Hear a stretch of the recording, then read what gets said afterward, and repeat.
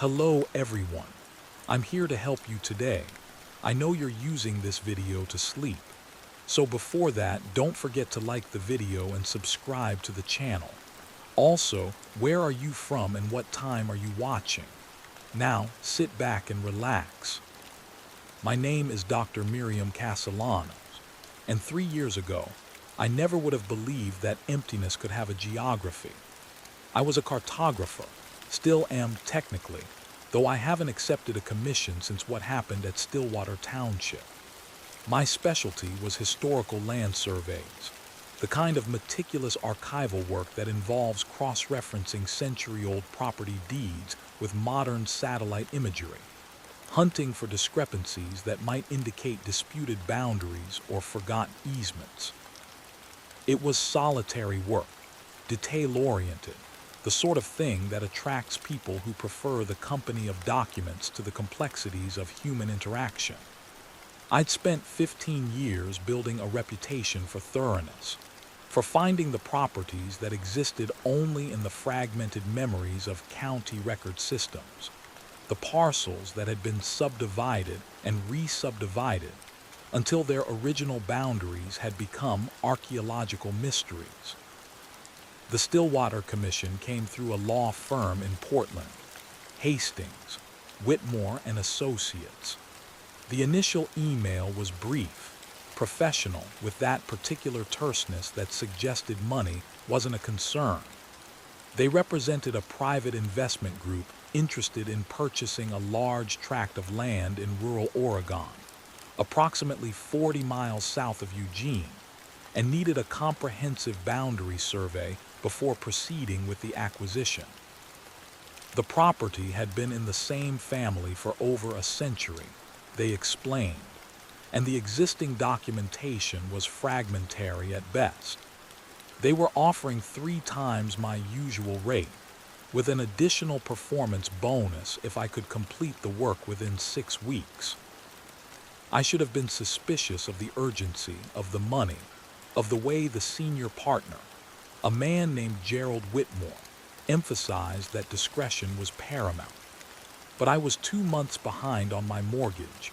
My car needed transmission work I couldn't afford, and my daughter Emma's orthodontist had just sent a second notice.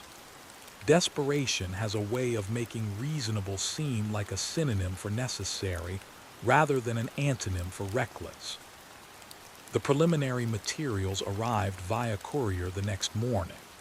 A box of photocopied documents that smelled of mildew and old paper, the kind of smell that gets into your sinuses and stays there. The oldest survey dated to 1887, a hand-drawn plat map executed in fading brown ink on heavy vellum that had been folded, and refolded so many times the creases had worn through in places. The property was identified as Stillwater Township Section 7, Northeast Quarter, though the township itself didn't appear on any modern maps. The surveyor's notes were sparse, written in the abbreviated shorthand common to that era.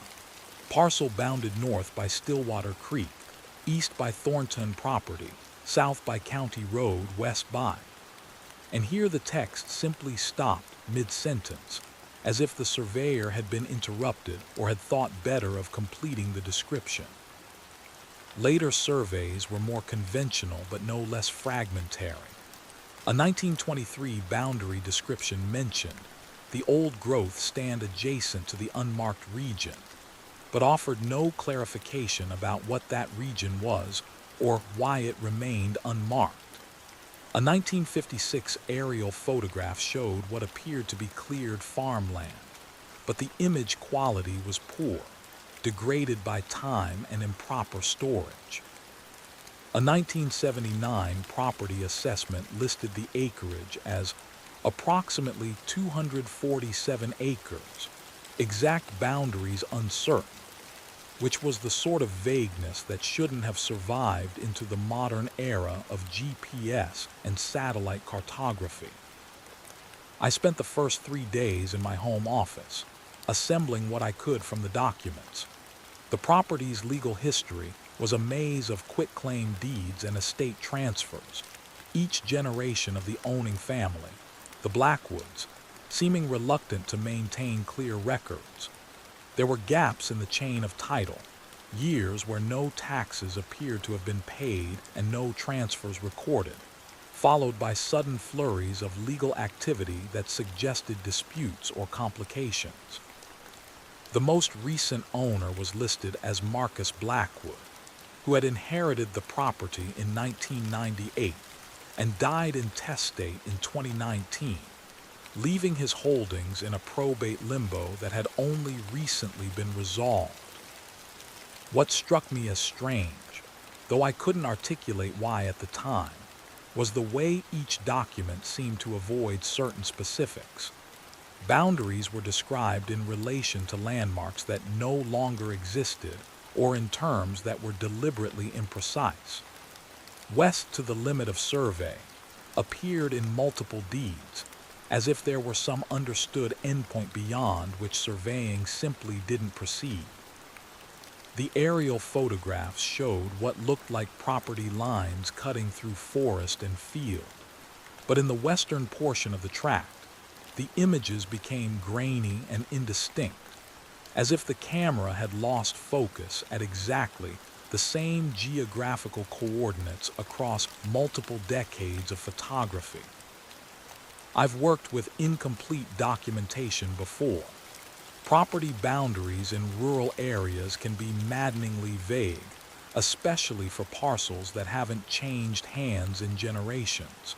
But this felt different. This felt deliberate. On the fourth day, I drove out to Stillwater Township, or rather, to where Stillwater Township should have been. The drive from Portland took 3 hours, winding through the increasingly rural landscape of the Willamette Valley, past farms and timber operations, and the kind of small towns that existed primarily as fuel stops for travelers heading somewhere else. My GPS lost satellite signal about 20 miles from my destination, the screen flickering and then displaying an error message I'd never seen before. Location data inconsistent.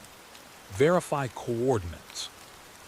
I'd printed detailed directions from Google Maps before leaving, and I followed these along increasingly narrow roads, from state highway to county road, to what was essentially a glorified logging track, gravel giving way to packed dirt that showed tire ruts from infrequent use.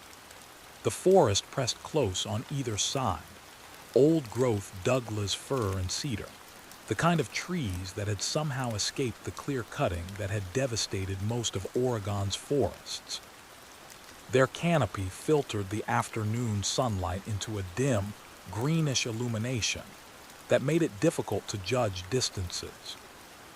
The road ended at a rusted gate bearing a weathered "No Trespassing" sign and a more recent notice from Hastings, Whitmore and Associates authorizing my access.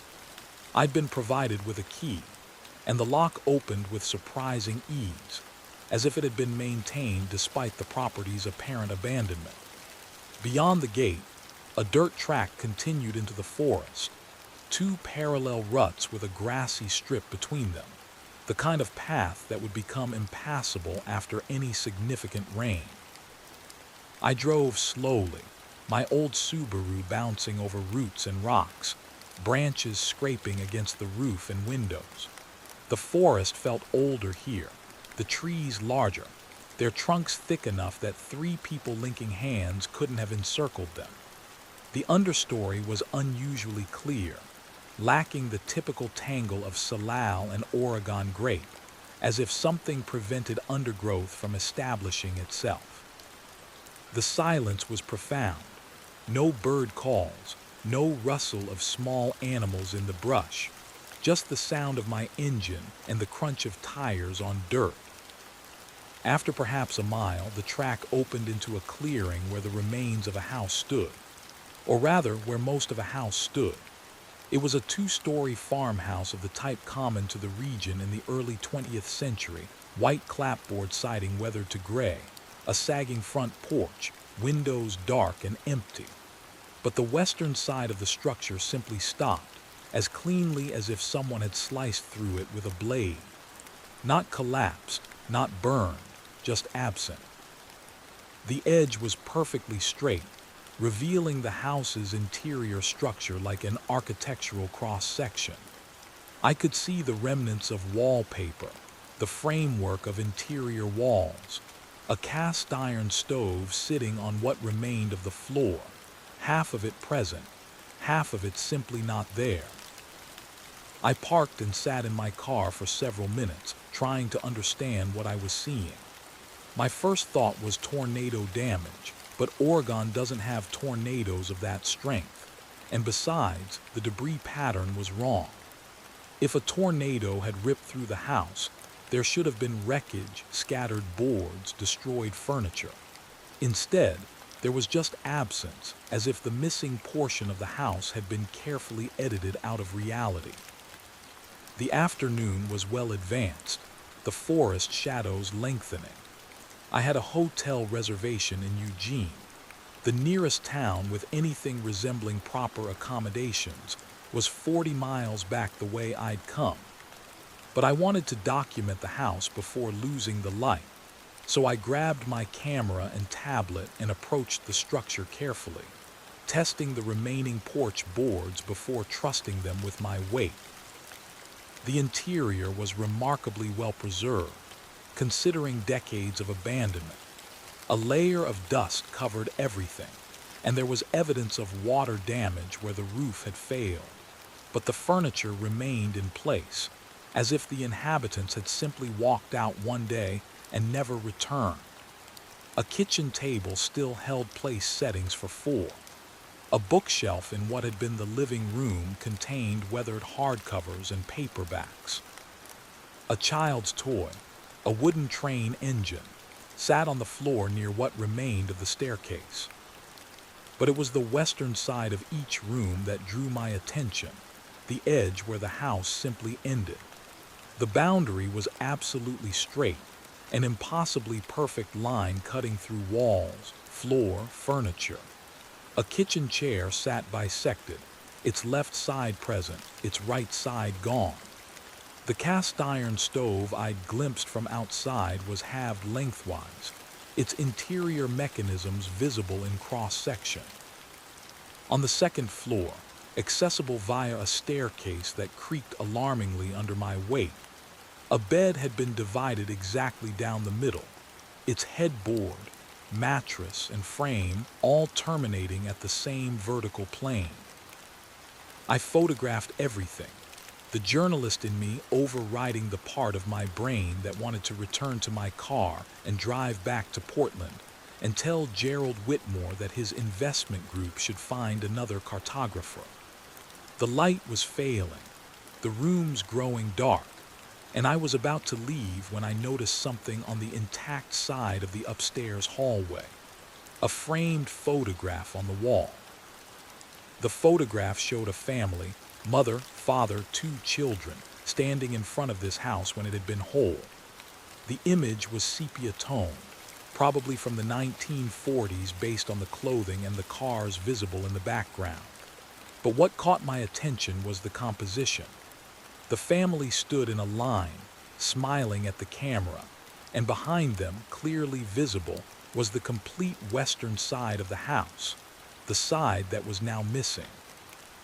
Except when I looked more carefully, enlarging the image on my camera's screen after photographing the photograph, I could see that the western side of the house in the picture wasn't quite right. The details were there, windows, siding, the corner of the roof, but they seemed flattened somehow, like a backdrop rather than a three-dimensional structure. And the family members themselves, while smiling, had expressions that didn't quite match the apparent happiness of the scene. The mother's smile didn't reach her eyes. The father's posture was rigid, as if held in place by force rather than relaxation.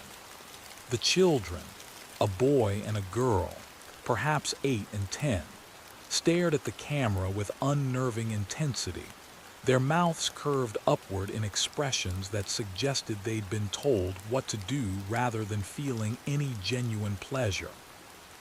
I was still studying the photograph when I heard the sound. It came from outside, from the direction of the forest. A rhythmic noise that might have been footsteps on gravel, except the pattern was wrong. Too many feet, the timing off. I moved to the window and looked out at the clearing, now deep in shadow. Nothing moved in the visible space. The sound continued for perhaps 30 seconds, then stopped as abruptly as it had begun.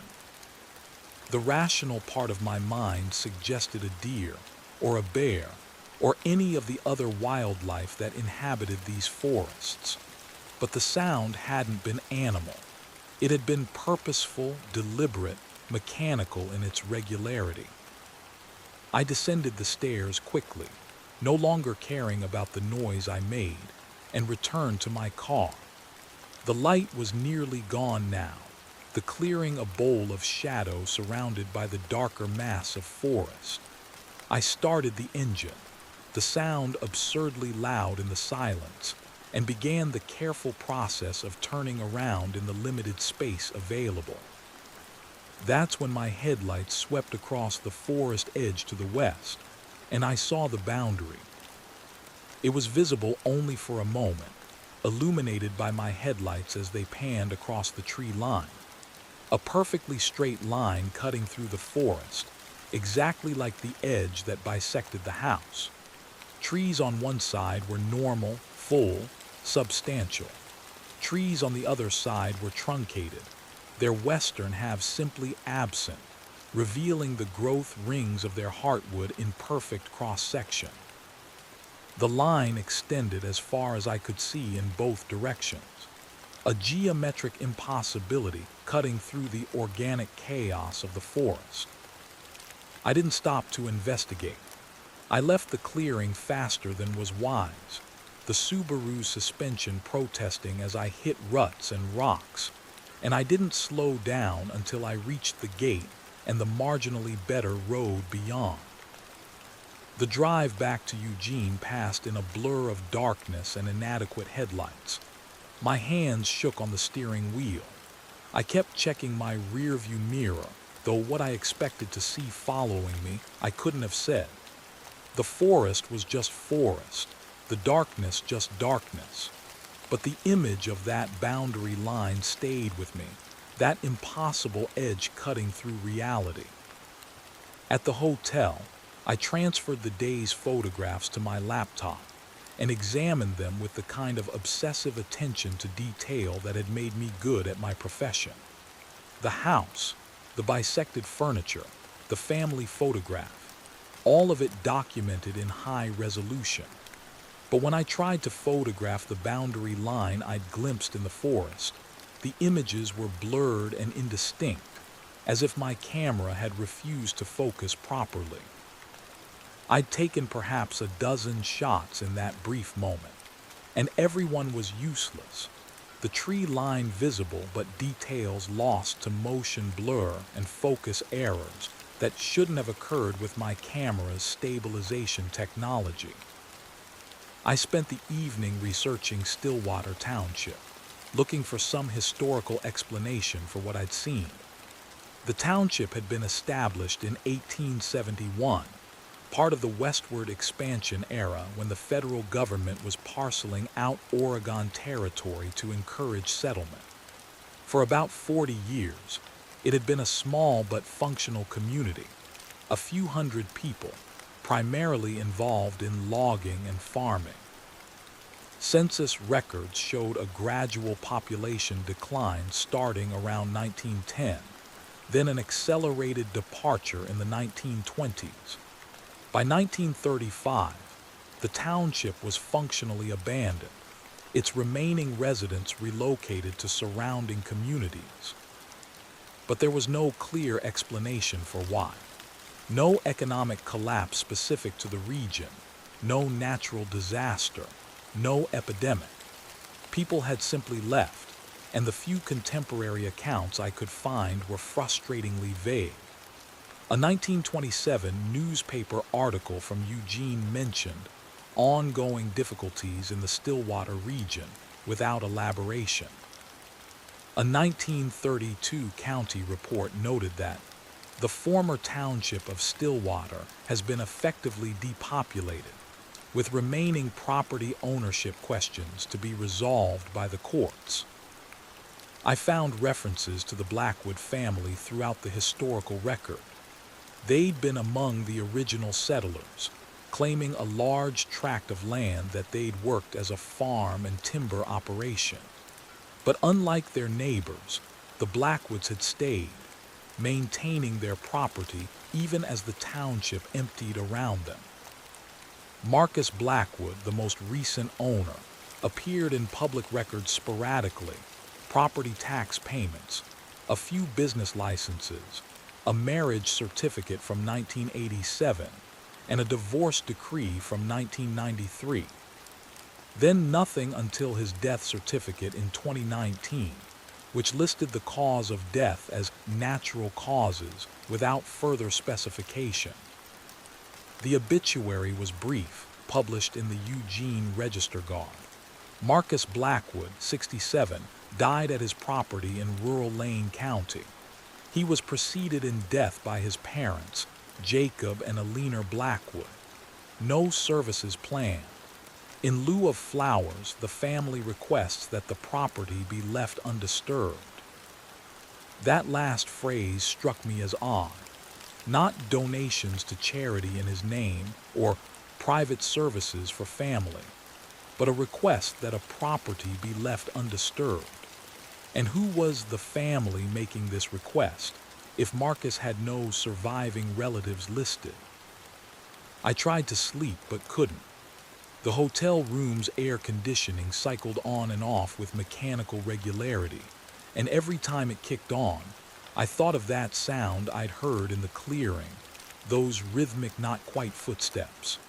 I kept returning to my laptop, looking at the photographs, particularly the family portrait I'd found in the upstairs hallway. Something about their expressions bothered me, some quality I couldn't quite identify. Around 2 in the morning, I enlarged the image to examine the background details. The photograph had been taken from the front yard, looking back at the house. Behind and to the left of the family, barely visible in the sepia tones, was the forest edge. And there, if I looked closely, I could see something standing among the trees. It was just a darker vertical shape, easily dismissed as a tree trunk or a shadow. But the longer I looked at it, the more convinced I became that it was a human figure, tall and thin, positioned so that it would be visible in the photograph but not immediately obvious. The figure's proportions were wrong somehow. Too tall, the limbs too long, the head too small or too far away to judge properly. I told myself I was seeing patterns in random data, the way people see faces in clouds or hear voices in static. But I saved the enhanced image anyway, marking it for further examination in better light and with more sophisticated image analysis tools. The next morning brought rain, the kind of persistent drizzle that characterizes Oregon for much of the year. I met with Gerald Whitmore at his Portland office, a glass and steel tower in the Pearl District that seemed to exist in a different universe from the Stillwater property. Whitmore was in his late 50s, expensively suited, with the kind of cultivated authority that comes from decades of telling people what to do and having them do it. "So," he said, "after offering me coffee I didn't want and making small talk I wasn't interested in, you've had a chance to see the property. What are your preliminary thoughts?" I'd prepared for this meeting, organizing my observations into the kind of professional language that might mask how disturbed I actually was. "The boundary documentation is going to be challenging," I said.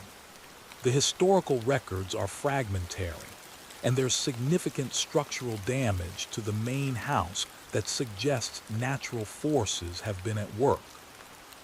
I'll need to conduct a comprehensive ground survey using GPS and traditional surveying equipment. which will take several weeks given the property's size and the terrain difficulties. Whitmore nodded, his expression neutral. And the western boundary, were you able to locate it? The question was too specific, too pointed. He knew something. I observed what appears to be a distinct boundary line in that area, I said carefully. But I'll need to conduct more detailed measurements to determine its exact location and nature. Of course. Whitmore steepled his fingers, a gesture that seemed calculated to convey thoughtfulness. Dr. Castellanos, I'm going to be direct with you. The western boundary is the primary concern for my clients. They're aware that there are irregularities in that region, and they need precise documentation of where the property line actually terminates. The purchase price for the land is contingent on establishing clear title to the full acreage listed in the historical deeds, but we're also willing to negotiate based on what you find. What kind of irregularities are we talking about? I asked. That's what we're hiring you to determine. The previous owner, Marcus Blackwood, made certain claims about the property that we need to verify independently. Claims that suggested the western boundary might not be fixed, that it might shift over time. Property boundaries don't shift, I said. Not unless there's active erosion or earthquake activity altering the landscape. Nevertheless, that was his claim. He was quite insistent about it in his communications with our firm, though he died before we could arrange a formal survey. We need someone with your expertise and professional credentials to document exactly what's out there, regardless of how unconventional the findings might be. I should have walked out. I should have told Gerald Whitmore that I wasn't interested in documenting someone's delusions, that my professional reputation depended on working with objective reality, not accommodating clients with questionable claims about impossible phenomena. But the mortgage payment was due in 2 weeks, and Emma's orthodontist had started mentioning payment plans with the kind of careful sympathy that's more painful than overt judgment. I'll need complete access to any correspondence you have with Marcus Blackwood, I said, and any other documentation related to his claims about the property. Of course, I'll have my assistant send you everything we have. Whitmore stood, signaling the meeting's end. One more thing, Dr. Castellanos. We've arranged for you to have access to a cabin on the property. It's not much, but it's structurally sound and will save you the daily commute from Eugene. There's no electricity or running water, but we can provide a generator and camping supplies if that's acceptable. There's another structure on the property. A small cabin on the eastern boundary, well away from the primary house and the irregularities in the western section. Marcus Blackwood apparently used it as a workshop or storage facility. We had someone check it out last month, and it's habitable if rustic. The prospect of staying on the property overnight made my stomach clench, but from a practical standpoint, it made sense. The daily drive would waste hours and increase the risk of my car breaking down on those terrible roads. And if I was serious about conducting a proper survey, I needed to be on site early and stay late, taking advantage of every hour of daylight. That would be helpful, I heard myself say. Thank you. Whitmore's assistant, a young woman named Michelle who seemed overworked and underappreciated, provided me with a flash drive containing the Blackwood correspondence and arranged for a delivery service to bring camping equipment to the cabin. The supplies arrived within 3 days. A high-quality sleeping bag, a camping cot, a propane stove, food that wouldn't require refrigeration, a generator with enough fuel to keep my equipment charged. Everything I'd need to live on site for the duration of the survey. I spent those 3 days examining the correspondence with Marcus Blackwood, and the more I read, the more convinced I became that I was documenting the paranoid delusions of an unstable man. The earliest emails dated to 2015, when Blackwood first contacted the law firm about potentially selling the property. His initial inquiries were normal questions about valuation, tax implications, the complexity of selling land that had been in his family for generations. But as the correspondence continued, his focus shifted to increasingly strange concerns.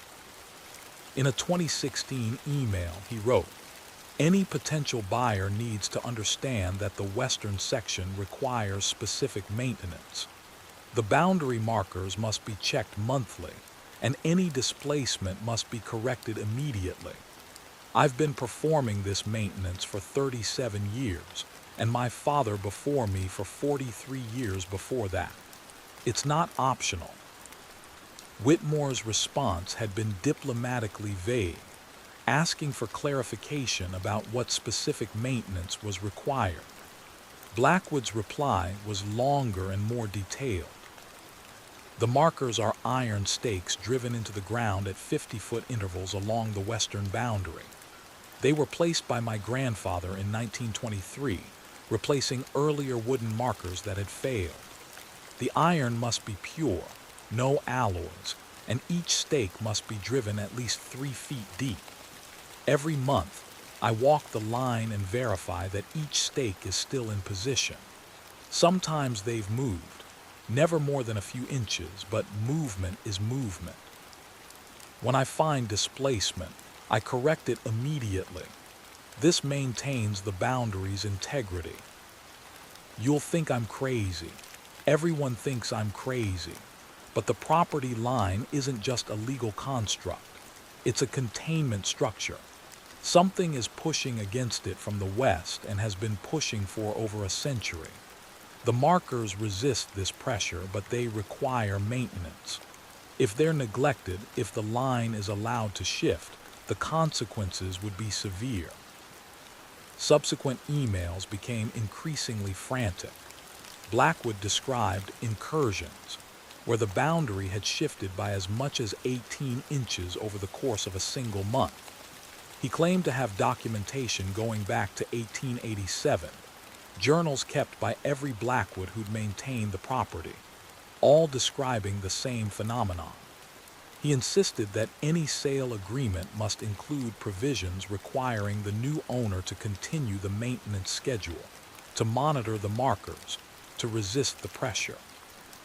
In one of his final emails, dated just 3 months before his death, Blackwood wrote, "I'm 77 years old and I'm tired. My father died at 79, still walking the boundary line every month, still driving stakes back into position when they moved.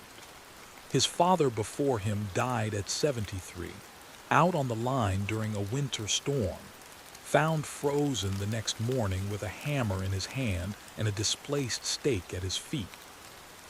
This land demands a price from everyone who claims ownership. It's demanded that price from my family for 5 generations. I have no children, no one to pass this responsibility to. When I die, the boundary will be unmaintained. I need you to understand what that means. I need you to understand what will happen. The boundary doesn't protect the land from what's outside. It protects everything outside from what the land contains." I read that last sentence multiple times, trying to parse its meaning. Was he suggesting that something dangerous existed on the property, something that the boundary line contained? Or was this simply the deteriorating logic of a man who'd spent too many years alone, projecting meaning onto random natural phenomena? The law firm's final correspondence with Blackwood was a brief email informing him that they'd found a potential buyer willing to purchase the property as is, without any unusual maintenance requirements. Blackwood's response was a single line: Then God help us all. He died 6 weeks later. The death certificate listed natural causes, but there were no details about where he'd been found or what specifically had killed him. The property passed into probate. The legal proceedings dragged on for years, and eventually, Hastings, Whitmore and Associates had been hired to clear the title issues and facilitate the sale. I returned to the Stillwater property on a Thursday morning, my Subaru loaded with surveying equipment and camping supplies. The rain had stopped, but the forest was dripping, water falling from branches with steady percussion. I drove past the ruined house, following an overgrown track that Michelle had marked on a printed map, and found the cabin perhaps half a mile to the east. It was smaller than I'd expected, maybe 12 by 16 feet, single-room wood construction that had weathered to gray. But the structure was solid, the roof intact, and the door opened smoothly when I tried the handle. The interior was spartanly furnished. A table, 2 chairs, a narrow cot, shelves along one wall. A stone fireplace occupied the far end, its chimney visible through the trees outside. Someone had left supplies, a stack of firewood, matches, candles, a manual coffee grinder, and bags of beans. On the table was a notebook, its cover stained and warped but still intact. I opened it and immediately recognized Marcus Blackwood's handwriting from the emails, the same cramped, precise script. The notebook was a survey journal, the kind of daily record that professional surveyors maintain to document their work. But instead of describing property boundaries and elevation measurements, Blackwood's entries focused obsessively on the western boundary and its markers. The earliest entry was dated April 3, 1982. Clear weather. Walked the western line from Stake 1 northern terminus to Stake 47 southern terminus. All markers verified in position. No displacement observed. Evidence of deer activity near Stake 23 but no damage to marker. Time, 4 hours, 17 minutes. The entries continued in this vein for pages, a meticulous record of monthly inspections spanning decades. Occasionally, Blackwood noted displacement. Stake 15 moved 3 inches west, corrected. Or stakes 34-36 all displaced by approximately 2 inches. Soil conditions soft from recent rain. Reinforced all 3 markers and added supplemental stakes at midpoints. But as I paged through the journal, moving forward through the years, the entries became less clinical. Blackwood began describing other observations, things that had nothing to do with boundary maintenance. June 17, 1991, completed monthly inspection. Displacement at stakes 29 and 30 corrected. While working on stake 30, heard sound from west of boundary. Rhythmic pattern like footsteps, but too many feet. Stopped when I paused my work, resumed when I started hammering again, as if whatever was making the sound was responding to my presence. September 9, 1995. Extensive displacement throughout southern section. Stakes 38-44 all moved, maximum displacement 7 inches at stake 41. Required full day to correct. While working near stake 40, observed movement in forest on western side of boundary. Too large to be a deer, wrong movement pattern. Bipedal. Watched me working for approximately 10 minutes, then retreated deeper into forest. March 23, 2003. Monthly inspection postponed due to severe weather. Resumed March 25. Found stakes 12-19 all displaced, some by more than a foot. Evidence of deliberate disturbance. Stakes not moved by soil shifting but by force applied from western side. Soil disturbed in patterns consistent with handprints, but size and finger proportions wrong. required 2 full days to restore boundary integrity. The journal's final entry was dated February 7, 2019, just weeks before Blackwood's death. I'm too old for this. My hands shake when I drive the stakes. My back seizes up when I bend down to check the markers. I've been doing this for 57 years, since I was 20, and my father told me it was my responsibility now, that the land had claimed me just like it claimed every Blackwood before me. Last night I dreamed about my grandfather. He was young, maybe 30, standing at the western boundary with a hammer and a bag of iron stakes. He was looking at something on the other side of the line, something I couldn't see in the dream. He turned to me and said, "It's been patient. It's been waiting. But eventually it will cross the line, and when it does, it won't be a boundary anymore. It will be a doorway." I don't know what that means. I don't know if I ever want to know. But I'm tired, and I'm scared, and I wish my father had sold this property when he had the chance. Some land shouldn't be owned. Some boundaries shouldn't be maintained. And some responsibilities shouldn't pass from generation to generation like an inheritance of damnation. If anyone reads this after I'm gone, don't trust the boundary. Don't trust the land. And for God's sake, don't cross the line. I sat in the cabin as the afternoon light faded, reading and rereading Blackwood's journal. The rational part of my mind insisted this was the product of isolation and age, a man's descent into paranoia and magical thinking. But I kept returning to the bisected house, to that impossibly straight line cutting through structure and forest, to the sound I'd heard during my first visit. I'd brought my surveying equipment, a professional-grade GPS unit, a laser rangefinder, traditional tools including a surveyor's transit and measuring chains. My plan was to start with the eastern boundary, establishing baseline measurements and working my way west over the course of several weeks. But as I sat in the cabin, Marcus Blackwood's journal in my hands, I found myself thinking about those iron stakes, about the monthly inspections, about the maintenance that he'd insisted was not optional. The next morning, I decided to locate the western boundary before beginning the formal survey. I told myself this was a practical decision, that I needed to understand the property's full extent before I could properly establish a methodology. But really, I needed to know if what I'd glimpsed during my first visit was real, or if exhaustion and unfamiliar surroundings had caused me to misinterpret what I was seeing.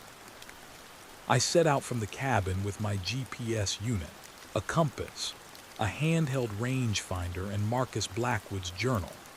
According to the historical plat maps, the western boundary should run roughly north-south, approximately 2 miles from the eastern edge where the cabin stood. The terrain was challenging: dense forest, fallen logs, patches of devil's club that required careful navigation. But the morning was clear, and I made good time, reaching what I estimated to be the midpoint of the property within 2 hours. That's when I found the first stake.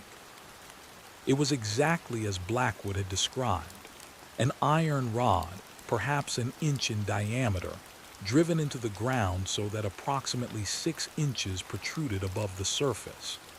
The metal was old but not rusted, which seemed wrong given Oregon's damp climate and the stake's apparent age.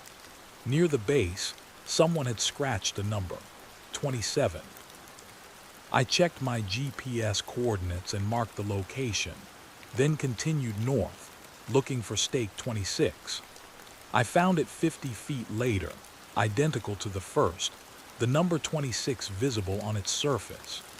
Then stake 25 and 24, and so on, a perfect line of markers extending through the forest at precise 50-foot intervals.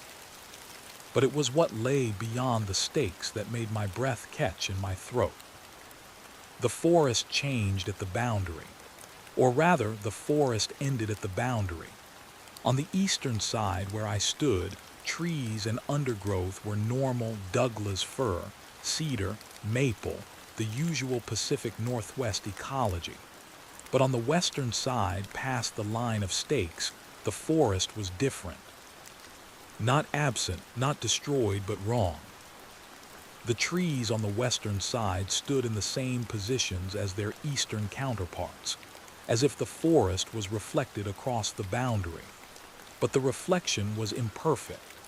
The trees were flattened somehow, like photographs rather than three-dimensional objects. They had trunks and branches, but no depth, as if someone had painted them on a backdrop and positioned that backdrop exactly where the forest should have been. I approached stake 24 carefully, stopping a few feet short of the marker. The wrongness intensified as I got closer. The air felt different here, denser, pushing against my face like a gentle but persistent wind even though the morning was still. The light quality changed, becoming diffuse and directionless, lacking the normal interplay of shadow and illumination. I pulled out my phone and tried to take a photograph, but the camera refused to focus. The screen showed only blur and static, the kind of interference you get near powerful electromagnetic sources. My GPS unit was behaving strangely too, the coordinates flickering and changing even though I wasn't moving, the satellite lock indicator showing 0 bars despite the clear sky. Then I saw the house. It was visible through the flattened trees, perhaps 200 yards to the west of the boundary. The same farmhouse I'd explored during my first visit, but now I could see it from the other side. The complete structure, including the western portion that shouldn't have existed. Except it didn't exist, not really. Like the trees, the western half of the house appeared flattened, a two-dimensional facade that mimicked three-dimensionality without actually possessing it. Windows were painted on rectangles of darkness. The roof existed as planes rather than surfaces. And standing on what should have been the front porch, visible in that indistinct directionless light, was a figure. It was tall, too tall, perhaps 7 feet or more, and thin, its proportions wrong in ways I couldn't immediately identify. It stood motionless, and even from this distance, I could feel its attention focused on me, a pressure behind my eyes like the beginning of a migraine. I backed away from the boundary, my heart hammering. The figure didn't move, didn't pursue, just stood there watching as I retreated through the forest. I walked quickly at first, then faster, and finally I was running, my surveying equipment banging against my sides, branches whipping at my face. I didn't stop until I reached the cabin, my lungs burning, my legs trembling with adrenaline and exhaustion. Inside, I locked the door, a useless gesture, I knew, but one that made me feel marginally safer, and sat at the table, trying to control my breathing.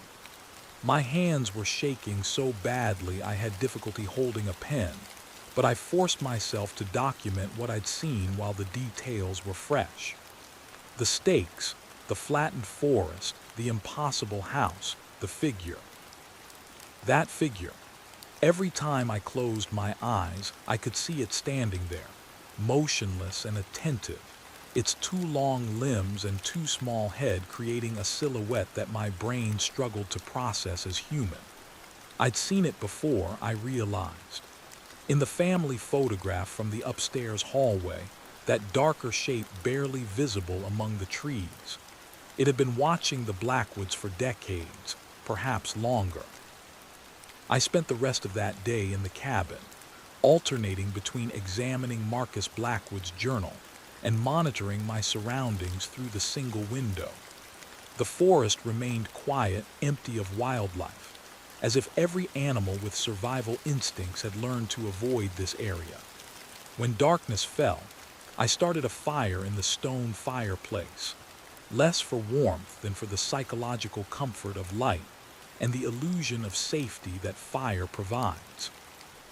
The night was profoundly dark, the kind of absolute blackness that only exists in remote areas far from any human illumination.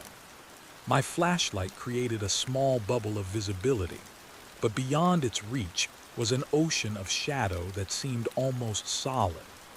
I sat at the table, my laptop open, trying to compile my findings into some kind of coherent report for Gerald Whitmore.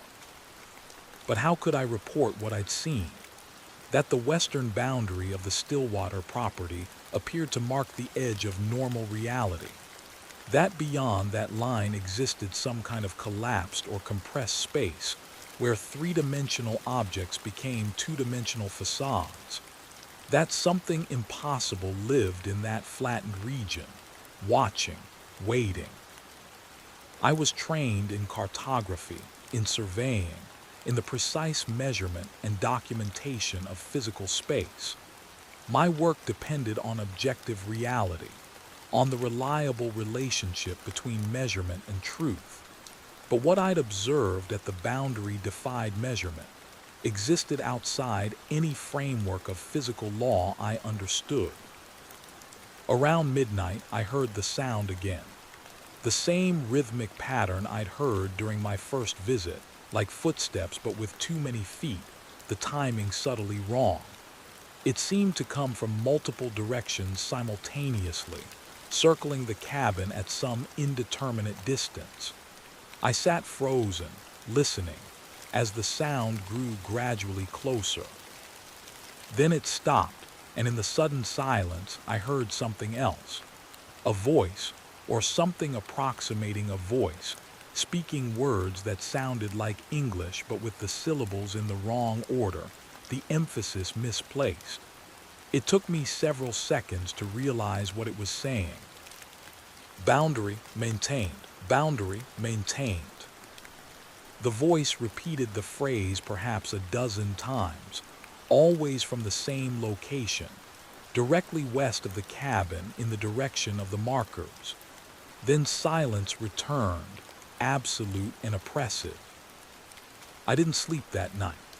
I sat at the table with my laptop and Blackwood's journal, watching the darkness beyond the window and flinching at every sound the old cabin made as temperature changes caused the wood to contract and settle. When dawn finally arrived, washing the forest in gray pre-sunrise light, I felt hollow and exhausted, my nerves jangling with too much coffee and too much fear. I made a decision that morning. I would document the boundary thoroughly, scientifically, using every tool at my disposal. Not because Gerald Whitmore was paying me, though that remained a factor, but because I needed to understand what I was seeing. The human mind rebels against impossible things, seeks explanations, patterns, rational frameworks. My training had taught me to trust measurement over perception, data over intuition. Perhaps if I could measure the boundary, quantify its properties, I could find some explanation that didn't require me to accept that I was documenting the edge of reality itself. I spent the next several days conducting a systematic survey of the western boundary, walking the line of stakes from north to south, and documenting everything I could observe. My GPS remained unreliable near the markers, coordinates jumping erratically, but I could use traditional surveying methods. The transit measuring chains, visual sightings to known landmarks. I photographed each stake, noting its position and condition. I measured the distance between markers, confirming Blackwood's claim that they were placed at precise 50-foot intervals.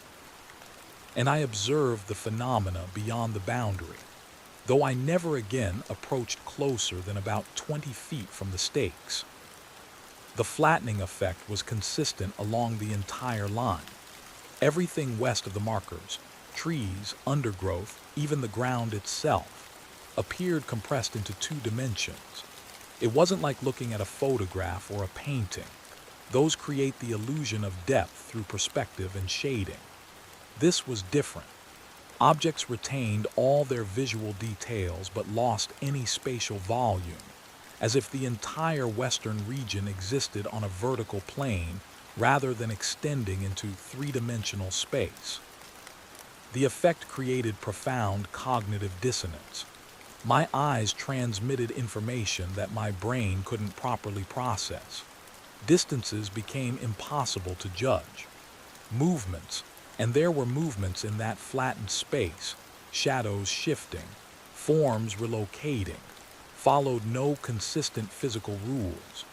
Something might appear close one moment and distant the next, without any transition between those states. I documented other anomalies. The temperature at the boundary was consistently 3 to 4 degrees cooler than the surrounding forest.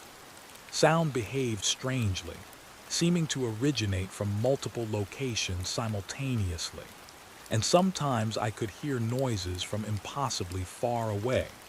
The creak of a door, the scrape of furniture on wooden floors, voices speaking in that same wrong emphasis pattern I'd heard outside the cabin. And always I felt watched. That pressure behind my eyes, that sense of attention focused on me from the flattened region. Sometimes I glimpsed the tall figure, standing among the compressed trees or near the impossible house. Other times I saw other shapes, smaller forms, child-sized, moving with that same unsettling gait that suggested unfamiliarity with human locomotion. On the 6th day of my survey, I found evidence that the boundary had indeed moved. I was near the southern section, examining stakes 39 through 44, when I noticed something unusual. The ground showed signs of recent disturbance, displaced soil, disturbed leaf litter, vegetation that had been crushed or uprooted. And near stake 41, I found what appeared to be an older iron rod, partially buried, located approximately 8 inches west of the current marker. I dug it out carefully. The rod was identical to the current stakes, same diameter, same length, pure iron without alloy. But this one was degraded, its surface pitted with corrosion, and when I examined it more closely, I found a number scratched into the metal, 41. This was the original marker. Stake 41 had moved, or been moved, 8 inches to the east.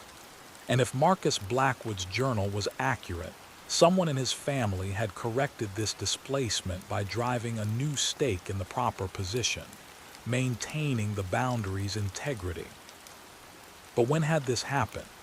The displaced stake showed significant corrosion, suggesting it had been in the ground for years, possibly decades. Yet according to Blackwood's journal entries, stake 41 had required correction as recently as 2003. Had it moved again since then? Had Blackwood's final illness prevented him from maintaining the boundary during his last months? I spent the rest of that day examining the southern section more carefully, and I found evidence of displacement at several other stakes. In each case, the pattern was consistent. Original markers buried or partially buried to the west of current stakes, suggesting the boundary had shifted eastward over time despite the Blackwood family's maintenance efforts. It was gradual, inches per year perhaps, but it was real. The boundary was moving.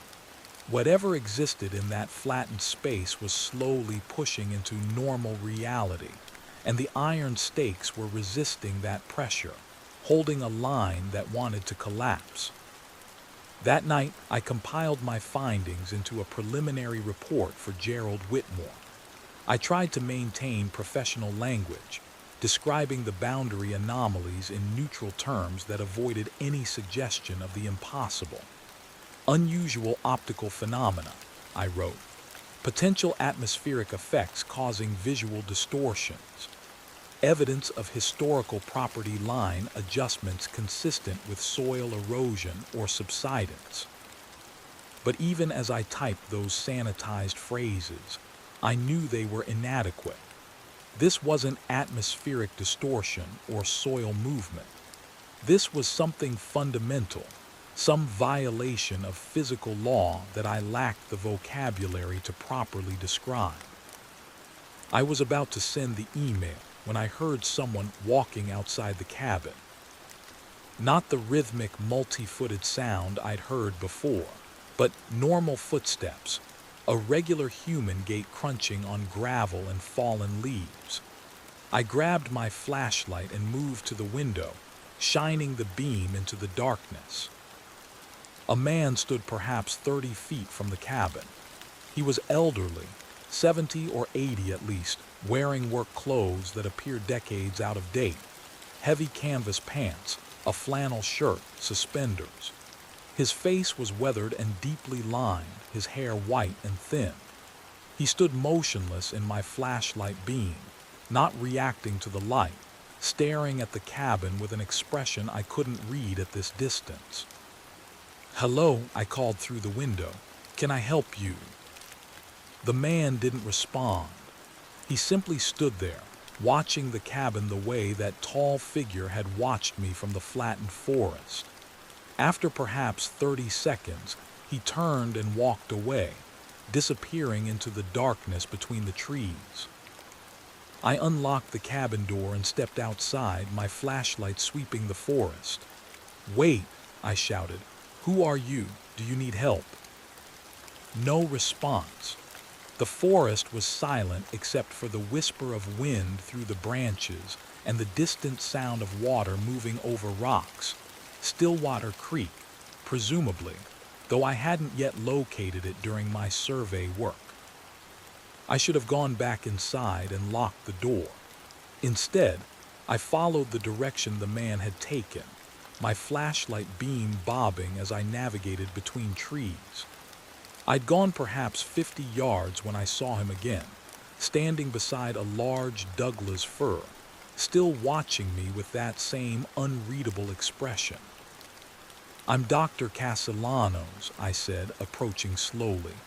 "I'm here conducting a property survey. Are you local to this area? Do you know this land?" The man's lips moved, but the sound that emerged wasn't quite speech. It was that same wrong emphasis pattern I'd heard before, words that sounded like English but with the structure corrupted. Survey, conducted, property, maintained. I stopped walking. "Are you Marcus Blackwood?" The name seemed to cause a reaction. The man's expression changed, features shifting in ways that faces shouldn't shift, and for just a moment I could see through him to the tree trunk behind, as if his substance was negotiable, as if he existed in that uncertain state between presence and absence. "Boundary maintained," he said again, and then he was moving, walking deeper into the forest with that normal human gait that somehow seemed more unsettling than any impossible movement would have been. I followed, though every survival instinct I possessed screamed that I should return to the cabin. The man led me through the dark forest, his figure visible as a gray shape in my flashlight beam, always maintaining the same distance ahead of me. We walked for perhaps 20 minutes, and I realized he was leading me west, toward the boundary. We emerged into a small clearing, and I recognized it immediately from the historical photographs. This was where the farmhouse had stood, not the ruined structure I'd explored, but the original site before whatever had happened to divide it. The foundation stones were still visible, outlining the building's footprint, and standing on what had been the front porch, exactly where I'd seen it during my survey work, was that tall, too thin figure. The elderly man stopped at the eastern edge of the clearing and turned to face me. Up close, in the uncertain light, I could see that his features were wrong. The proportions didn't quite match human norms. His eyes were too large, his mouth too wide, his fingers too long when he raised one hand, and pointed toward the figure on the porch.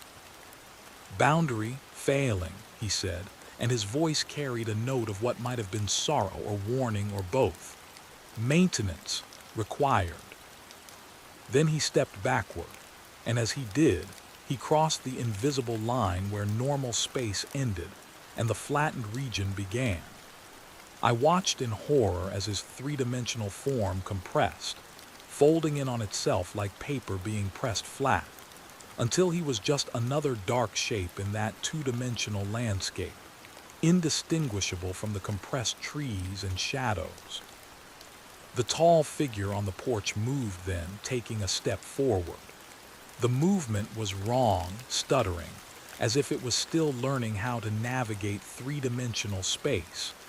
It took another step, then another, each time getting closer to the boundary line. I ran. I don't remember the journey back to the cabin, just fragments. Branches tearing at my clothes, my flashlight beam jerking wildly, the sound of my own labored breathing. When I reached the cabin, I locked the door and dragged the table against it, then sat on the cot with my back to the wall, watching the window until dawn. In the morning light, the forest looked normal again. Birds sang in the trees. A squirrel moved along a branch outside the window, pausing to examine something it held in its paws. The ordinary sounds and sights of a Pacific Northwest forest, as if the previous night had been a nightmare rather than reality.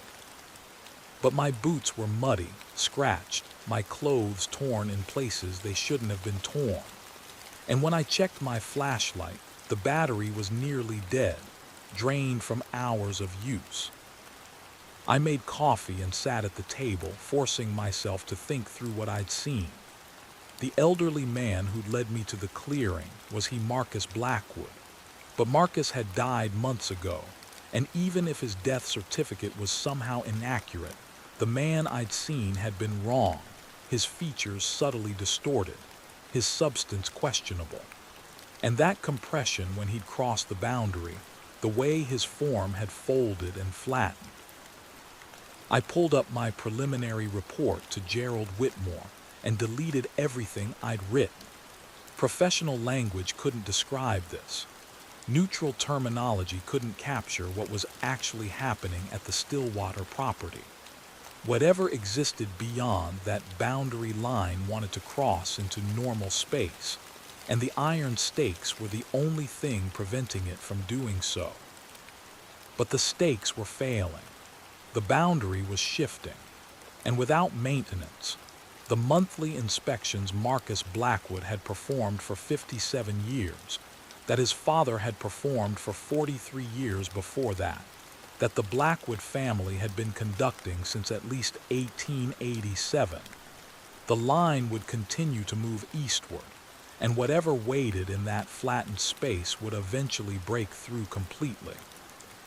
I spent that day examining Marcus Blackwood's journal more carefully, looking for information about the maintenance procedures.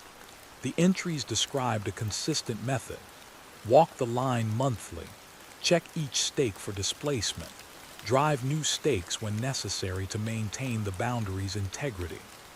Blackwood had also noted the importance of using pure iron, no alloys, no coatings, just elemental iron driven deep into the earth.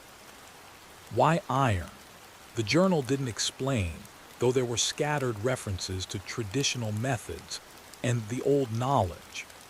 I found myself thinking about folklore, about the European traditions regarding iron's protective properties against supernatural entities. Was that what this was?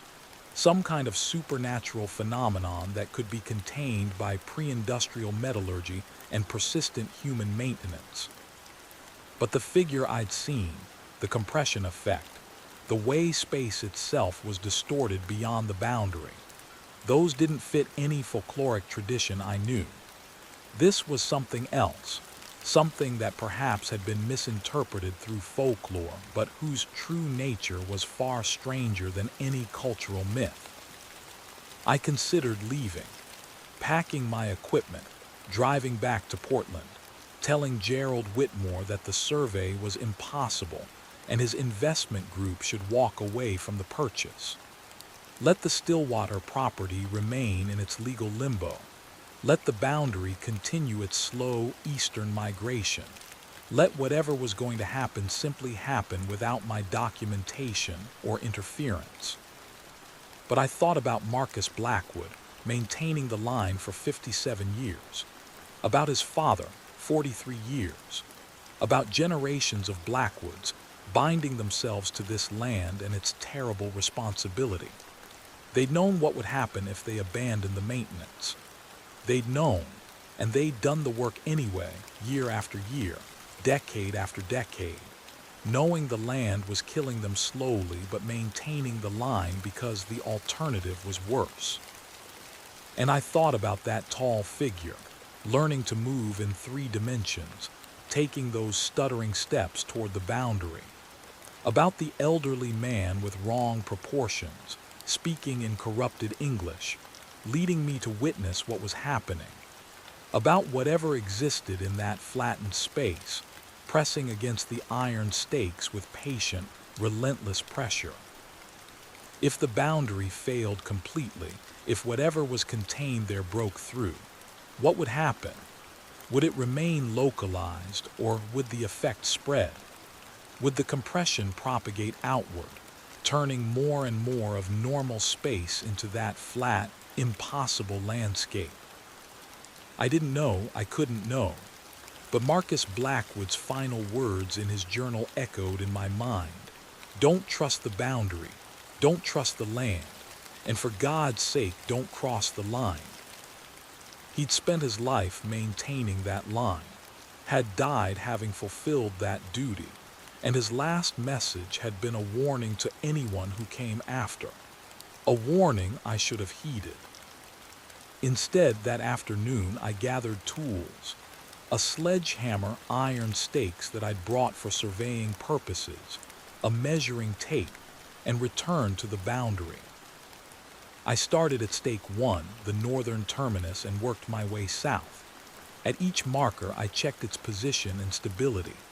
At stakes where I found evidence of displacement, old markers buried to the west of current ones, I drove supplemental stakes, positioning them to reinforce the line. The work was physically demanding. The ground was hard, full of rocks and roots, and driving the stakes required repeated hammering, my arms screaming with exertion after the first hour. But I continued, stake after stake, checking, measuring, reinforcing. My academic training had prepared me for precise measurement, for meticulous documentation, for the patient accumulation of data.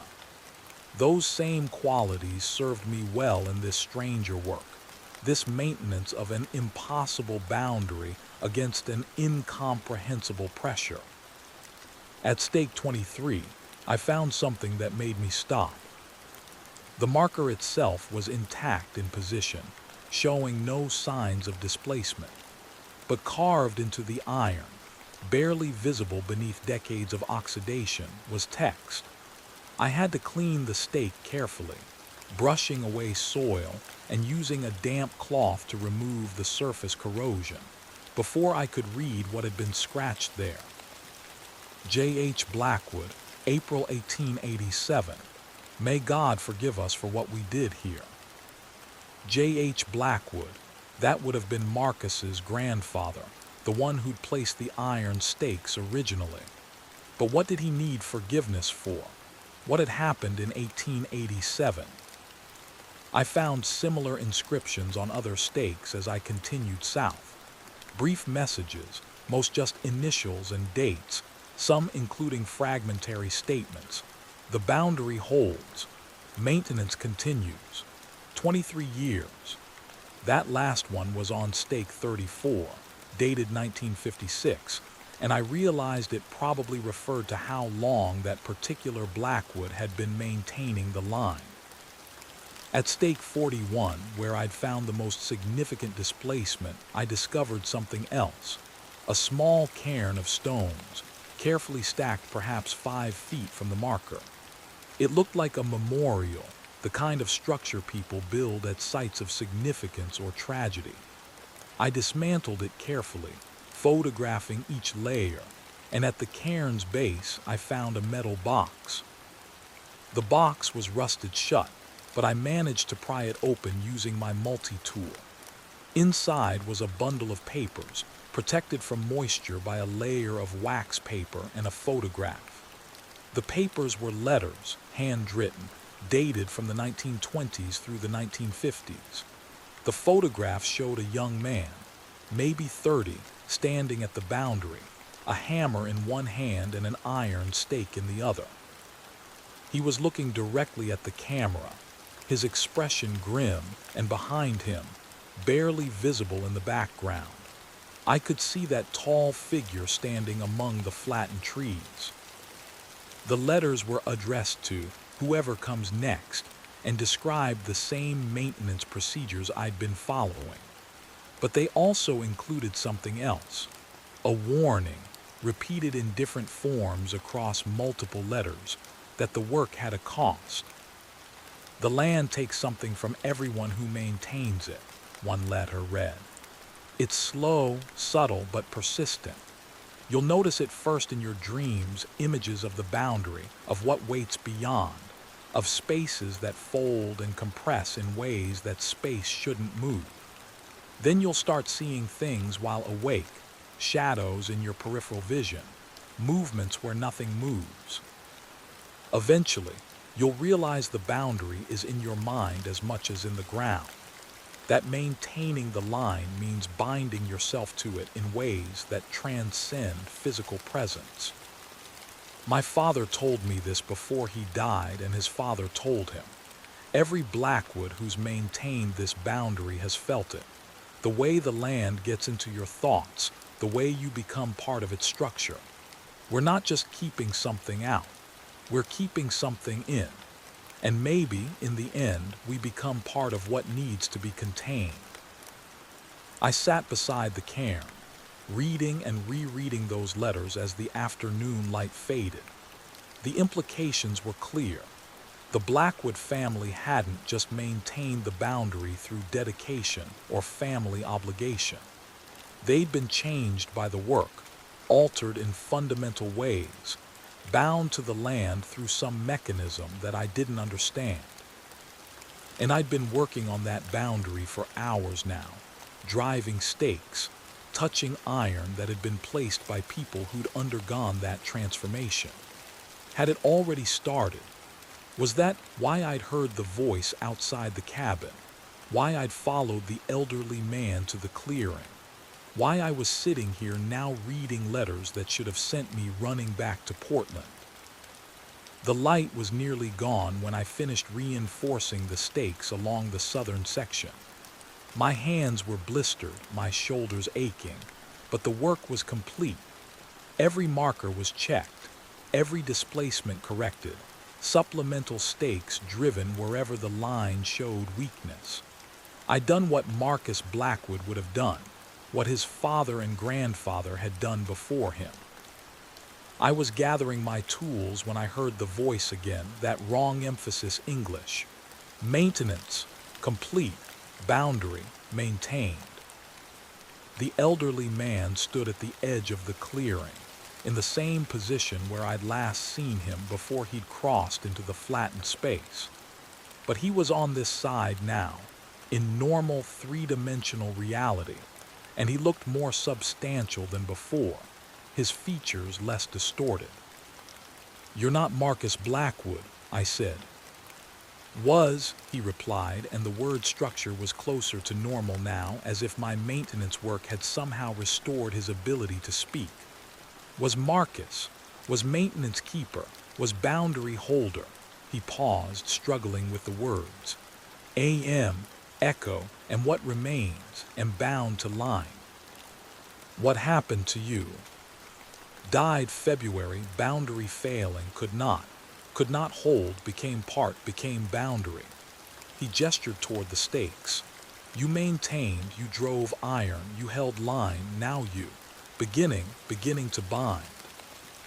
The implication made my stomach clench. I'm not bound to anything. I was just doing the survey work, reinforcing what you'd started. No choice, Marcus's echo said. Land chooses, boundary chooses. Iron stakes driven by human hands, pure iron, pure intent. Required, necessary. You chose when you drove first stake. You bound yourself when you touched iron. That's impossible. Yes, impossible, like boundary, like flattened space, like me. He moved closer, and I could see that he cast no shadow in the fading light. Father told me, his father told him, land always finds keeper, needs keeper.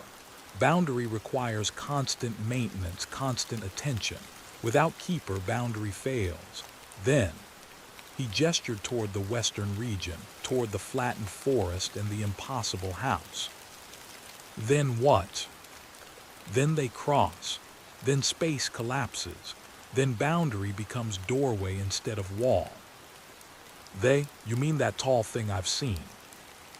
Marcus's echo made a sound that might have been laughter or might have been something else. That is small one. That is scout, watcher, tester, behind, many, waiting, patient. They have waited since 1887, since boundary created. Before that they were. He struggled with the concept. Everywhere, nowhere, both and neither. Then settlers came. Then Blackwoods came. Then something was done, something forbidden, and boundary created. Pushed them into compression. Made them 2 dimensions instead of 3, made them not quite real. But compression is temporary, always pressing outward, always testing boundary, waiting for weakness. What did J.H. Blackwood do in 1887? What created the boundary? But Marcus's echo was fading, his form becoming translucent. Maintained for 57 years. Father 43, grandfather 41, you. How long will you hold? I'm not staying. I'm finishing the survey and leaving. Survey is maintenance. Maintenance is binding, you already chose. He was barely visible now, a suggestion of a form in the gathering darkness. Check stakes monthly. Drive iron when needed. Do not cross line. Do not let them cross. This is price. This is duty. This is what boundary demands. Then he was gone, and I was alone in the forest with my tools and my growing horror at what I'd done. I returned to the cabin as night fell, but I didn't go inside. Instead, I sat in my car, engine running, heater on, trying to decide what to do. I could leave right now, drive back to Portland, tell Gerald Whitmore the survey was impossible and the land was cursed or haunted, or whatever term might convince him to abandon the purchase. I could refuse to be bound by whatever mechanism had trapped the Blackwood family for generations. But Marcus's echo had said I'd already chosen, that driving the stakes had bound me to the boundary. Was that true? Or was it some kind of psychological manipulation, a way of ensuring that the maintenance would continue? I pulled out my laptop and composed an email to Whitmore. Gerald, I need to speak with you immediately about the Stillwater property. My survey has revealed significant anomalies that suggest the land may not be suitable for development. There are structural irregularities, unusual geological features, and documentary evidence suggesting previous owners were required to perform regular maintenance to preserve property integrity. I recommend your clients abandon their interest in this acquisition. There are legal and practical complications that would make any development project unfeasible. I'm prepared to provide a full report documenting my findings, but I strongly advise against proceeding with the purchase. Please call me as soon as you receive this message. Dr. Miriam Castellanos. I stared at the email for several minutes before hitting send. Professional language to describe an impossible situation.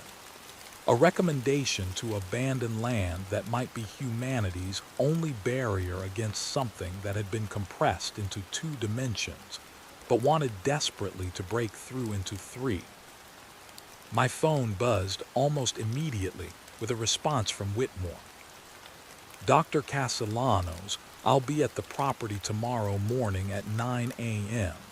Please don't leave until we've spoken in person. There are aspects of this situation you need to understand. GW. I spent that night in my car, watching the cabin through the windshield, unable to shake the feeling that something had changed, that my relationship with this place had fundamentally shifted. Around midnight, I saw lights moving through the forest, not flashlights or lanterns, but that same diffused directionless illumination I'd observed beyond the boundary. The lights approached the cabin, circled it several times, then retreated west toward the flattened space. When dawn finally arrived, I was exhausted but wired on coffee and adrenaline. I dozed occasionally but never truly slept, my mind cycling through what I'd learned and what it meant. If Marcus's echo was right, if driving the stakes had somehow bound me to this place, then I traded my autonomy for the responsibility of maintaining an impossible boundary against an incomprehensible threat. But was that even real? Or was I experiencing exactly what the letters had described? The land getting into my thoughts, altering my perception, making me believe I was trapped when I could simply walk away. Gerald Whitmore arrived precisely at 9, his black Mercedes SUV somehow navigating the terrible forest track without apparent difficulty. He emerged wearing expensive outdoor gear that looked like it had never actually been outdoors before, and he surveyed the clearing with an expression I couldn't read. "Dr. Castellanos," he said, approaching my car, "you look terrible. Have you been sleeping in your vehicle?" "I need to talk to you about this property," I said, climbing out. "There are things happening here that I can't explain, things that make a normal survey impossible." "I know." The casual way he said it made me stop. "You know." "Come inside. I brought coffee, and we should have this conversation somewhere more comfortable than a parking area." We went into the cabin, and Whitmore set a thermos of expensive coffee on the table along with 2 ceramic mugs. He looked around the space with the air of someone familiar with it, noting the journal I'd left open, the papers from the cairn, my scattered surveying equipment. "Let me tell you about my client," Whitmore said, pouring coffee. "It's not an investment group. It's an organization, one that's been aware of the Stillwater property and its unique characteristics for a very long time. They've been monitoring the situation since Marcus Blackwood's death, waiting for the probate issues to resolve so they could gain legal access to the land." "What organization?" "Does the name matter? Call them concerned parties. Call them people who understand that some places require management, that some boundaries need to be maintained regardless of how impossible they seem." "You knew about the boundary, about what's beyond it." "We've known about similar phenomena in other locations. The Stillwater property isn't unique, though it's one of the most well-documented cases. There are places all over the world where space doesn't behave normally, where reality has thin spots or compressed regions or dimensional boundaries that require active maintenance. Usually, these places are remote, isolated, maintained by families or small communities who understand the importance of the work, even if they don't understand the mechanism." "The Blackwood family." "Exactly. They maintained the Stillwater boundary for over a century, keeping whatever exists in that compressed space from breaking through into normal reality. But Marcus died without an heir, and the boundary has been unmaintained for months. Our monitoring equipment shows increasing instability. The line is shifting. The pressure from beyond is intensifying. And we estimate we have perhaps 6 months before critical failure occurs. Monitoring equipment. Whitmore pulled out a tablet and showed me a map of the Stillwater property. Overlaid on the satellite imagery were lines and data points, readings that showed electromagnetic anomalies, spatial distortions, what appeared to be seismic activity that was somehow localized to the boundary region. We've had sensors placed around the property for the last 2 years, he explained. Marcus knew about them, cooperated with our monitoring efforts.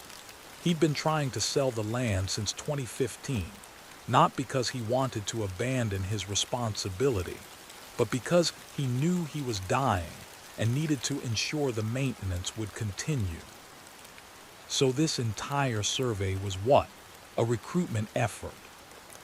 A necessary fiction. We needed someone with relevant skills, surveying, cartography, attention to detail, who could understand the situation and potentially take over the maintenance work. You were selected from a list of candidates based on your professional reputation, your financial situation, and your psychological profile. The casual way he said it made anger flare in my chest. You manipulated me into this. The generous payment, the urgency, the deadline, all of it was designed to make me desperate enough to take the job. Yes. And what if I refuse? What if I finish whatever minimum survey work satisfies the legal requirements and then leave? Whitmore's expression became grave. Then the boundary continues to fail, and within 6 months, whatever has been compressed into that two-dimensional space will break through. Based on our understanding of similar events, the initial breakthrough will be localized, perhaps a few hundred square meters, but the compression effect will propagate outward exponentially. Within days, it could affect the surrounding towns.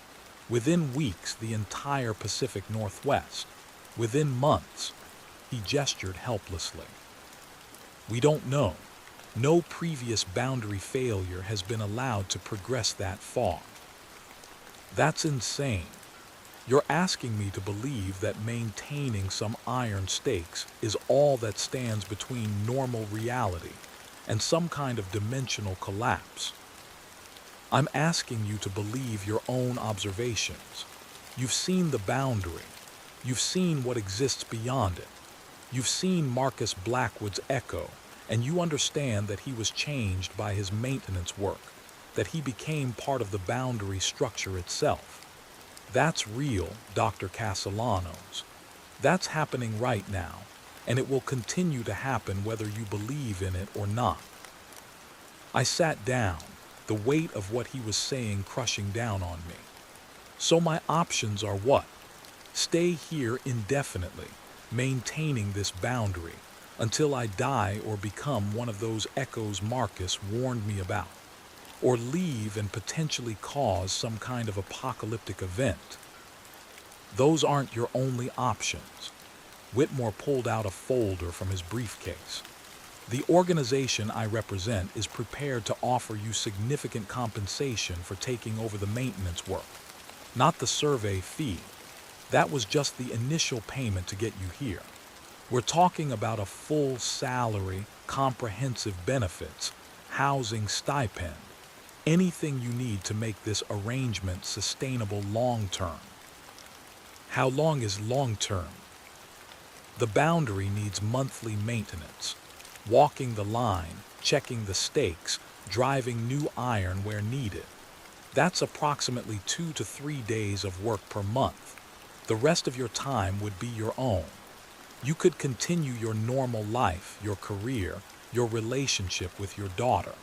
You just need to return here monthly to perform the maintenance. And if I miss a month, the boundary would weaken, the pressure would increase, and the failure timeline would accelerate. But we'd have monitoring systems in place. backup personnel ready to assist if you were unable to perform the work for legitimate reasons. You wouldn't be completely alone in this. Like the Blackwoods were. The Blackwoods chose isolation. They could have accepted help, could have allowed our organization to establish formal support systems. But they treated the boundary as a family obligation, a private responsibility. We're offering you an alternative, formal support, financial security, the resources to make this work sustainable. I looked at the journal on the table, at Marcus Blackwood's decades of entries, at the price he paid for maintaining that line. The land changes people. Marcus said that. His father said it. Everyone who's maintained the boundary has felt it. The way it gets into your thoughts makes you part of its structure. That's a risk we can't eliminate, Whitmore admitted. The boundary does seem to affect those who maintain it, but you'd have access to psychological support, medical monitoring, intervention if we observe concerning changes. And the alternative, letting the boundary fail, is unacceptable. We sat in silence for several minutes, drinking coffee that had gone lukewarm, surrounded by the evidence of the Blackwood family's century-long struggle with this impossible place. Finally, I said, I need time to think about this. I need to understand what I'd be committing to, what the actual scope of the work involves. And I need guarantees in writing about the support you're promising. Whitmore nodded. Of course, take a week. Go home, think it through, discuss it with whoever you trust. But Dr. Castellanos, I need you to understand something. He leaned forward, his expression more serious than I'd seen it. You've already started the process. You drove stakes yesterday. You performed maintenance. The boundary has already begun to recognize you as its keeper. That's not manipulation or coercion. That's just how these places work.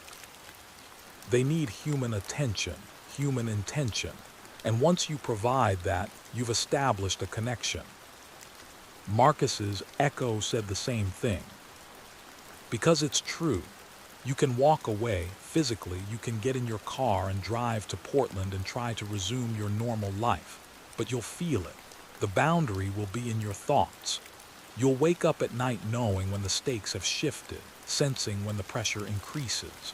It's already begun, hasn't it? You can feel the western boundary right now, even sitting here. You know where it is, how far away, what condition it's in. He was right. Even without conscious thought, I was aware of the boundary's presence, like a pressure at the back of my mind, a geographical certainty that had nothing to do with maps or coordinates. I knew the stakes were holding. I knew the compression was stable. And I knew that in the southern section, near stake 41, there was a weak point that would need attention within the next 2 weeks. This is insane, I whispered. Yes, but insanity doesn't make it less real. Whitmore stood, gathering his thermos and tablet. I'll leave you to think. You have my direct number. Call me when you've made a decision, or if you need anything before then. There's food in the cabin. We had supplies delivered while you were working yesterday. Enough for a week if you choose to stay and continue your evaluation. And if the boundary fails while I'm deciding? It won't. Not yet. You stabilized it yesterday. Your maintenance bought us time, probably 2 to 3 months before critical instability returns. Long enough for you to make an informed decision. He left, and I heard his Mercedes navigating back down the forest track, the sound of the engine fading until silence returned. I sat at the table, surrounded by Marcus Blackwood's documentation of a lifetime spent maintaining an impossible boundary, and tried to understand what my life had become. I spent the next several hours examining the monitoring data Whitmore had left on his tablet. The device was logged into a secure portal showing real-time readings from sensors placed around the property. Temperature gradients, electromagnetic field strength, spatial distortion indices measured by techniques I didn't fully understand, all of it showing the boundary's condition with scientific precision. The data confirmed what Whitmore had said. Before my maintenance work, the readings had shown increasing instability, the boundary shifting eastward at approximately 3 inches per month. After my stake reinforcement, the line had stabilized. The measurements showed a clear correlation between human maintenance and boundary integrity. But the data also showed something else: periodic spikes in activity, moments when the pressure from beyond increased dramatically, as if whatever existed in that compressed space was actively testing the boundary. These spikes had been increasing in frequency over the months since Marcus Blackwood's death, from once every few weeks to once every few days. I downloaded the historical data and noticed a pattern. The testing occurred most frequently during new moons, when natural illumination was minimal. The next new moon was in 5 days. I looked up from the tablet and realized the afternoon had passed without my notice. The light was fading, shadows lengthening across the forest floor, and I could feel it now, that awareness Whitmore had described, that sense of the boundary's presence in my mind. It was like having an additional sense organ, one that perceived direction and distance to the western line, that registered pressure and stability in ways that had nothing to do with normal perception. I stood and walked to the window, looking out at the forest.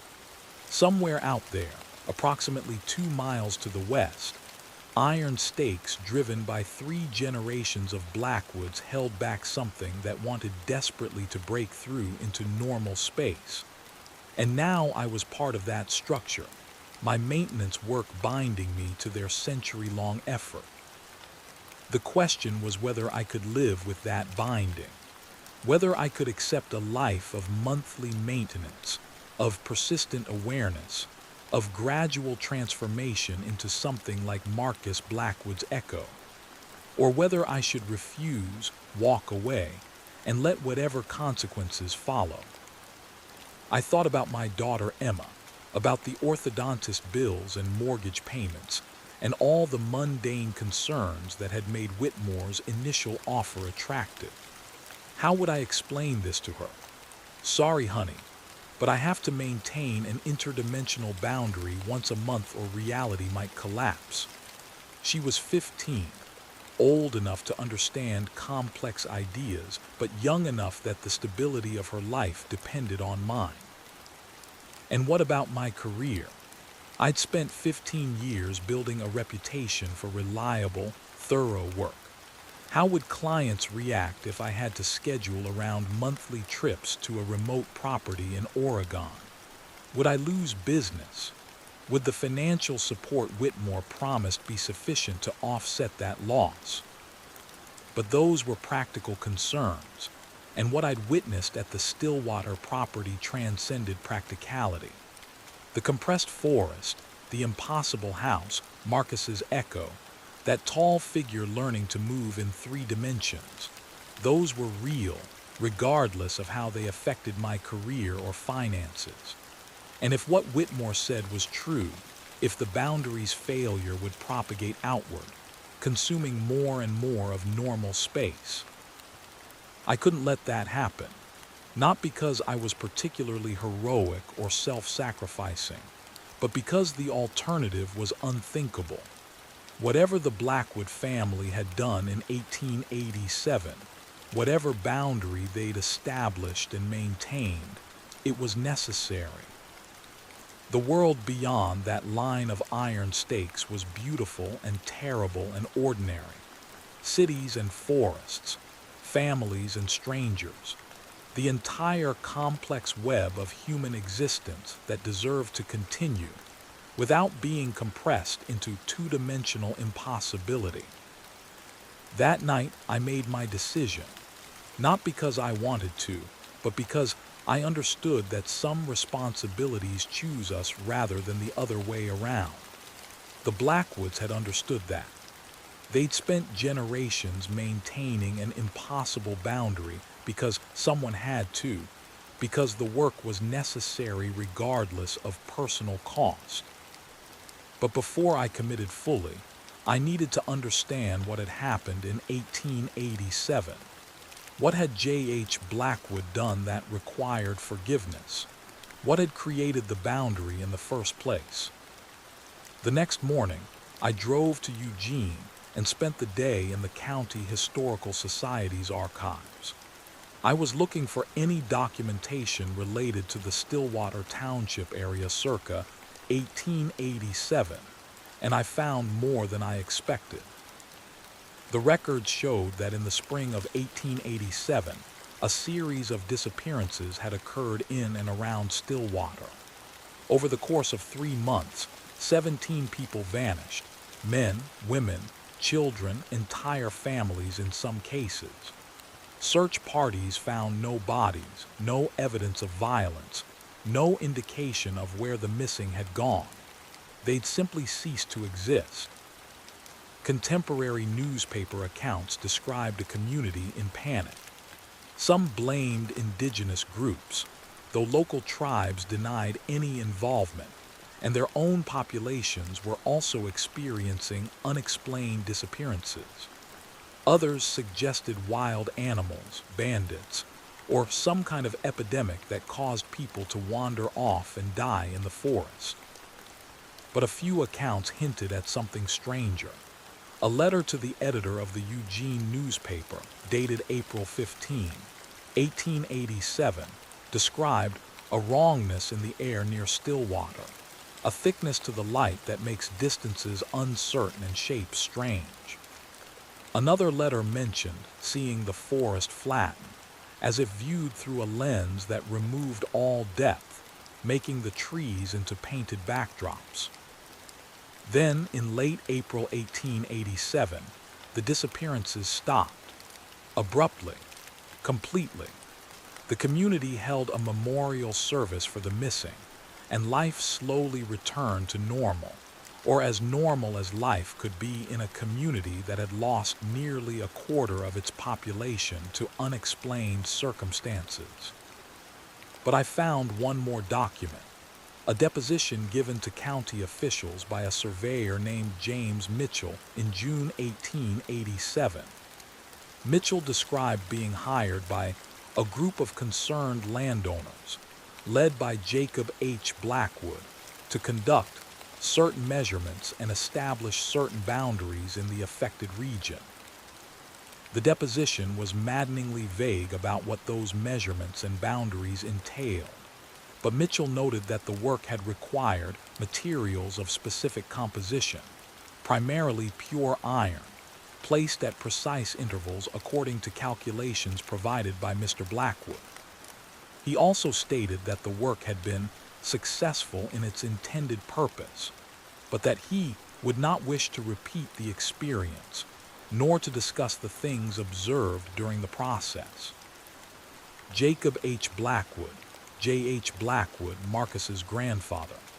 He'd been involved in creating the boundary, using iron stakes and some kind of calculation to establish the line. But what had he actually done? Had he created the compressed space, pushing whatever was causing the disappearances into 2 dimensions? Or had he simply contained something that was already there, already wrong, already consuming normal space? I found one final document that provided a partial answer, a letter from J.H. Blackwood to the county commissioners, dated May 1887, declining their request to explain his methods in detail. The letter's final paragraph read, "Gentlemen, you have asked me to describe the procedures employed in establishing the boundary, such that others might replicate the work if needed.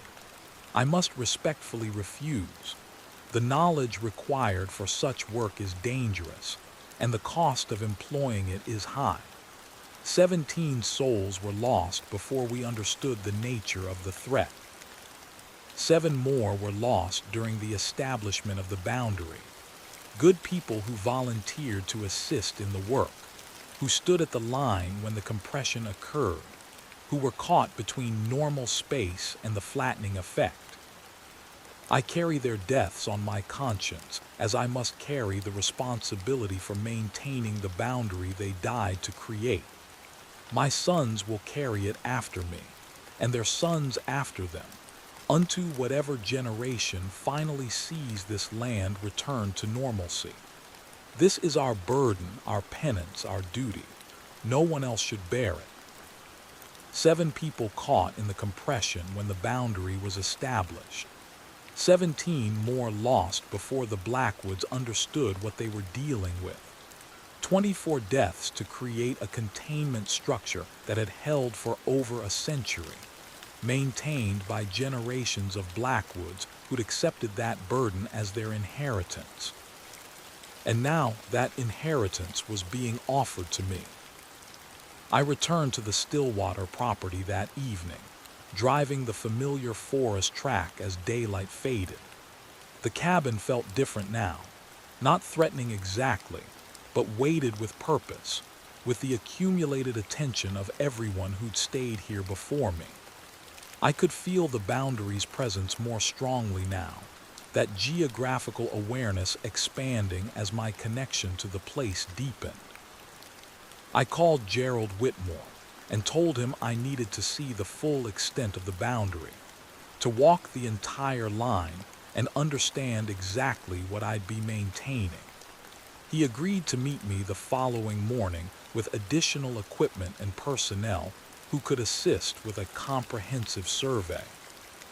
But that night, I decided to walk the boundary alone. I set out at midnight during the new moon, when darkness was absolute, and the forest existed only as sounds and suggestions in the beam of my flashlight. I started at stake 1, the northern terminus, and began following the line south, counting stakes as I passed them, checking each one's condition with a quick touch of my hand. The forest was silent except for my footsteps and breathing. No animals moved in the underbrush. No birds called from the branches. Just that profound quiet, as if the boundary had created a dead zone where normal life hesitated to intrude. At stake 12, I felt the first surge of pressure. It came from beyond the line, a wave of force that seemed to push against the boundary, testing its integrity. The stake vibrated under my hand, a low-frequency hum that I felt more than heard. I stood there for several minutes, monitoring the pressure, and gradually it subsided, the stake settling back into stability. This was what the monitoring data had shown: periodic testing, moments when whatever existed in the compressed space actively pushed against its containment. And during new moons, when darkness was deepest, the testing intensified. I continued south, and at stake 23, the one bearing J.H. Blackwood's inscription, I stopped and turned on my flashlight, shining it toward the flattened forest beyond the boundary. The light behaved strangely there, not penetrating the compressed space so much as sliding across its surface, as if the two-dimensional region rejected three-dimensional illumination. But in that strange indirect lighting, I could see shapes moving. Not the tall figure I'd seen before, but multiple forms, smaller, moving with that same unsettling gait. They were children, or things that had once been children. I could see their compressed forms against the flattened trees, could see how they moved in stuttering patterns, as if they were still learning the rules of whatever physics governed their existence. And they were all facing toward the boundary, toward my light, their attention focused on the one person standing at the line in the middle of the night. The 17 who disappeared before the boundary was established. The 7 lost during its creation. perhaps others from the century that followed, drawn into the compressed space during moments of weakness or failure. All of them trapped there, their three-dimensional existence folded into two dimensions, their substance and consciousness reduced to something that could only approximate what they'd once been. I turned off my flashlight, and in the darkness I heard them. Not voices exactly, but that same wrong emphasis speech pattern. Boundary, holding, boundary, holding. Were they grateful for the containment? Or were they desperate to escape it, adding their pressure to whatever force pushed against the stakes? I didn't know. I couldn't know.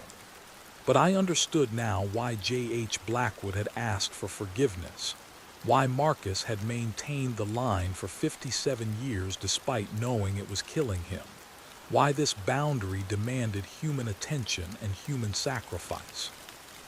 The compressed space wasn't empty. It was full of people who'd been caught in the boundary's creation or drawn into it afterward.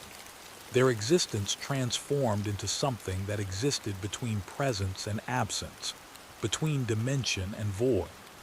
And maintaining the boundary meant keeping them there, trapped in their flattened state, unable to return to normal space, but also unable to push through into complete non-existence. It was a prison, a purgatory, a necessary horror that prevented a worse horror from consuming normal reality. I completed my circuit of the boundary, reaching stake 47 at the southern terminus just as dawn began to gray the eastern sky. Every stake was holding. The line was stable, and I understood, finally, what I'd be maintaining if I accepted Whitmore's offer. Not just a geographical boundary, not just a physical barrier, but a structure that held human souls in compressed suspension, that prevented the propagation of spatial collapse while condemning those already caught within it to existence as two-dimensional echoes of their former selves. Gerald Whitmore arrived at 9 with 2 assistants and a truck full of equipment. He found me sitting on the cabin's porch, exhausted but resolved. "You walked the boundary last night," he said. "It wasn't a question. I needed to understand what I'd be maintaining. And I'll do it. Monthly maintenance, regular monitoring, whatever's required. But I want full documentation, everything your organization knows about these boundaries, about the compression effect, about what might be done to reverse it. If I'm going to maintain this prison, I want to know if there's any possibility of eventually freeing the people trapped inside." Whitmore sat down beside me. "We don't know if that's possible. Every attempt to reverse a boundary has resulted in catastrophic failure. The compressed space expands explosively, consuming everything nearby. The best outcome is usually maintaining the status quo, keeping the boundary stable indefinitely. Then that's what I'll do, but I want research. I want your organization working on solutions, not just containment. These people, the ones trapped in that flattened space, they deserve better than eternal imprisonment." "Agreed. I'll make that part of the formal contract." He pulled out paperwork, and we spent the next several hours going through the details. Salary, benefits, maintenance schedules, support systems, emergency protocols. Everything formalized, documented, made as normal as possible given the impossible situation. The assistants helped me install additional monitoring equipment around the property, sensors that would alert me remotely if the boundary showed signs of instability, cameras that would record any significant activity, communication systems that would allow me to stay in contact with Whitmore's organization. By afternoon, the paperwork was signed, and I was officially the new keeper of the Stillwater boundary. the latest in a long line that stretched back to J.H. Blackwood in 1887, accepting a responsibility that would shape the rest of my life in ways I couldn't fully anticipate. That evening, after Whitmore and his assistants had left, I walked the boundary one more time, not to check the stakes, but to acknowledge the presences beyond the line, to let them know that someone was watching, maintaining, holding the structure that kept them contained. At stake 23, I stopped and spoke aloud, though I didn't know if they could hear me or understand. I'll maintain the boundary. I'll keep the line stable, but I'll also work toward finding a way to free you if that's possible. You're not forgotten. You're not abandoned. And maybe, eventually, we'll find a way to undo what was done in 1887. There was no response, just the silence of the forest and the pressure of attention from beyond the line. But as I turned to leave, I heard that wrong emphasis voice one more time, softer now, almost gentle. Boundary maintained, keeper chosen, thank you. That was 3 years ago. I've maintained the boundary every month since then, walking the line, checking the stakes, driving new iron when displacement occurs. The work has changed me, just as the letters warned it would. I dream about the boundary now, see it in my mind even when I'm in Portland with Emma, feel its presence as a constant awareness at the edge of my thoughts. My daughter knows something of what I do, though I've spared her the full horror of it. She knows I maintain a remote property, that it's important work, that it requires monthly attention. She's 15 now, nearly 16, and she started asking questions I'm not sure how to answer. Eventually, I'll need to tell her the truth. Eventually, she may need to understand that some responsibilities are inherited, passed down through generations not by choice but by necessity. Whitmore's organization continues its research, looking for ways to safely reverse the compression effect. They've identified 37 similar boundaries worldwide, all maintained by families or small communities, all holding back some variation of the same phenomenon. The Stillwater boundary is one of the most stable, thanks to the Blackwood family's century of maintenance and my continuation of their work.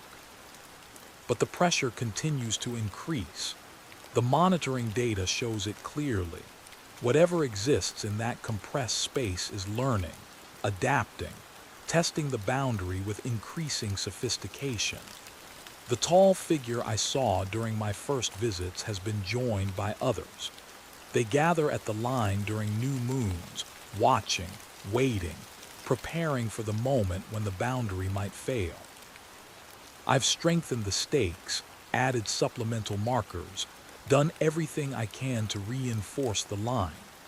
But I understand what Marcus Blackwood understood, what his father and grandfather understood before him. This boundary will eventually fail. Not this year, probably not in my lifetime, but eventually. The question is whether we'll have found a solution before that failure occurs, or whether the compression will propagate outward, turning more and more of normal reality into that flattened, impossible landscape. The Stillwater Township doesn't appear on modern maps.